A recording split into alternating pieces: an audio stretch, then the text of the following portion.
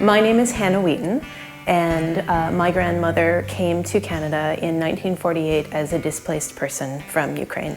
She was born in Ukraine in 1921, which, for those familiar with Soviet history, would have been right at the end of the Russian Revolutionary War.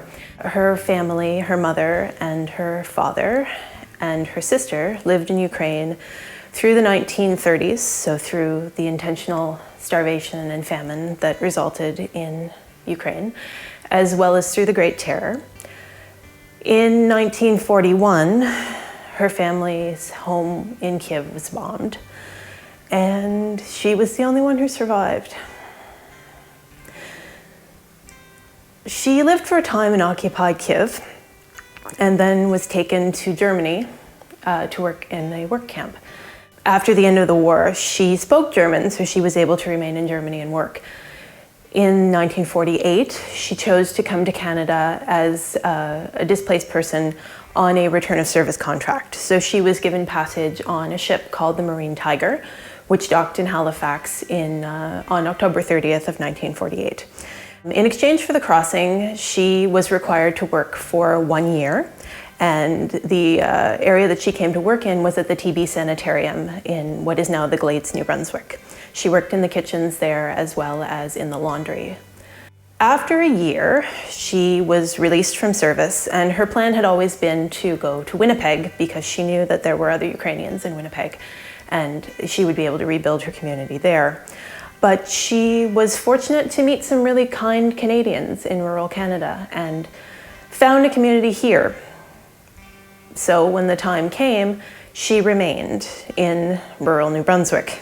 She had a couple, the Wilsons, who treated her like a daughter, and she found a place that she belonged. She met my great-grandfather, who introduced her to my grandfather, and had 2 children and stayed here. When my grandmother came to Canada, she spoke Polish, Ukrainian, Russian, and German. No English, no French. Adjustment was really difficult. Speaking to anybody was really difficult. Having normal conversations and laughing with someone else was very difficult. Because she spoke so many languages, she was able to help other people who came through the TB Sanitarium for medical clearance to be able to go on to other parts of Canada and work. None of them stayed. She learned English eventually and found a home here. I guess in exchange for the safety of staying here, she gave up a lot of her culture.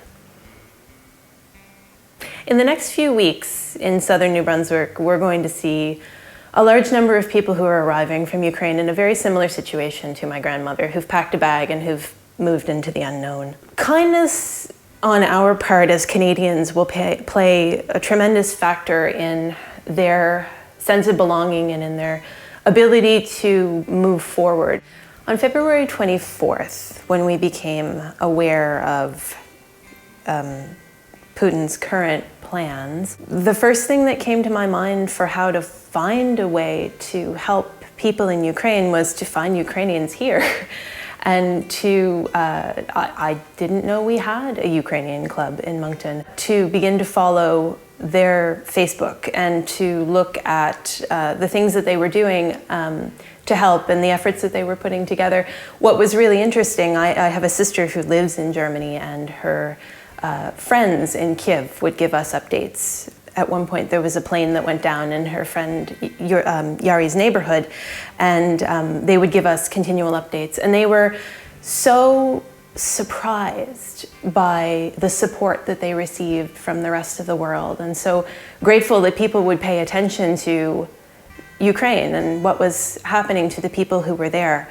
At one point, she forwarded me an Instagram post that had come from somebody in Ukraine as well, and the list of things that they were looking for were identical to the things that the club here has been looking for in terms of medical aid, in terms of short supplies. So Ukrainians everywhere, in every part of Europe, in North America, they're all working together now to find the things that are required by their military and by civilians who remain in Ukraine to keep them safe and to defend their country.